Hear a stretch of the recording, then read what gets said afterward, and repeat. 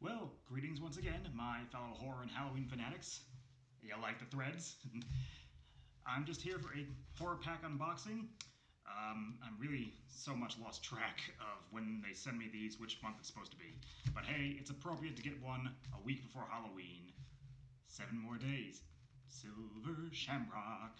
So I just want to see what I got here before I head out, because things are a little busy for me the next couple days.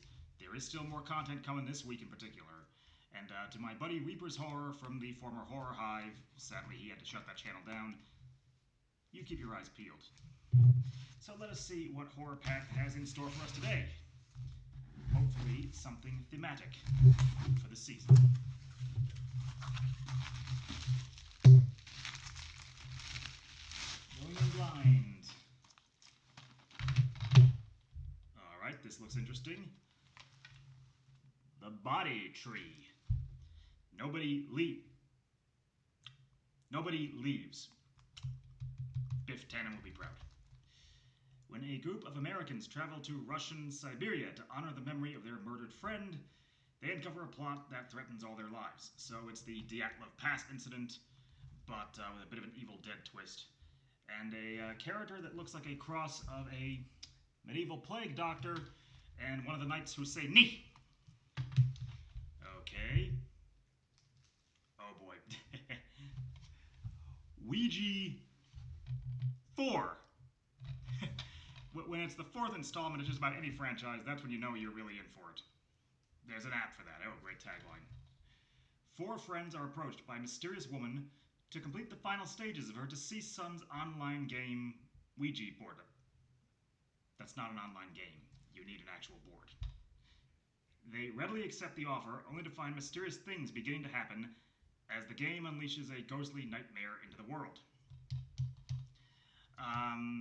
I'm not a complete believer in the whole Ouija board thing and communicating with the spirits, but you know, I did try it once when I was in high school, and it had some pretty chilling results because I decided to see if I could talk to Elvis, and it spelled out and I've not fucked around with those things since.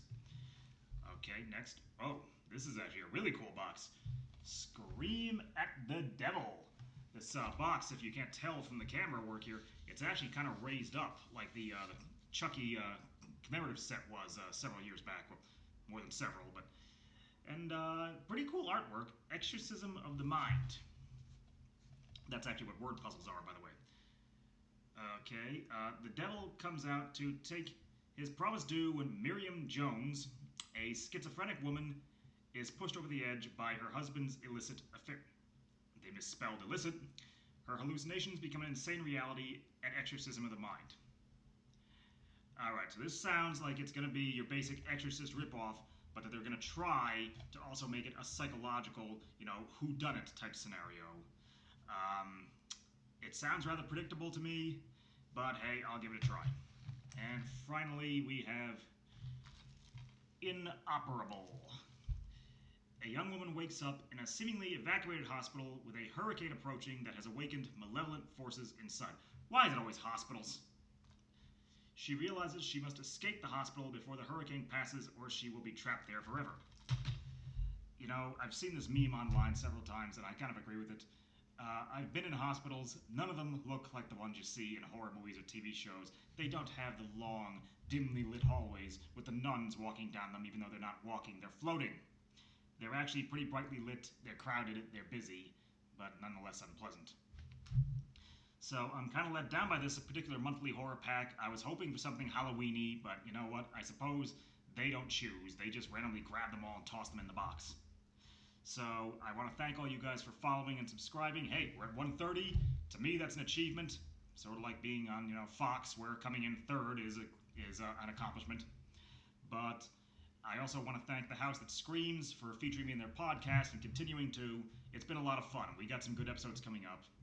And I'm hoping that I can finagle my way onto Behind the Screams podcast as well, because they did a co-produced show with us recently, and I really like them. Would love to make content for them as well. Keep your eyes peeled to this channel, folks, because I got at least 2 or 3 more videos coming up this week before Halloween. And as always, each drink can be scary. Please take your precautions, okay? Wear your gloves, wear your mask, wash your hands. Let's just be nice to each other. As Rob from House That Screams would say, let's just be nice to each other. We in the horror community, the mutant fam, we gotta watch out for ourselves. So I'll see you next time, folks. Stay safe.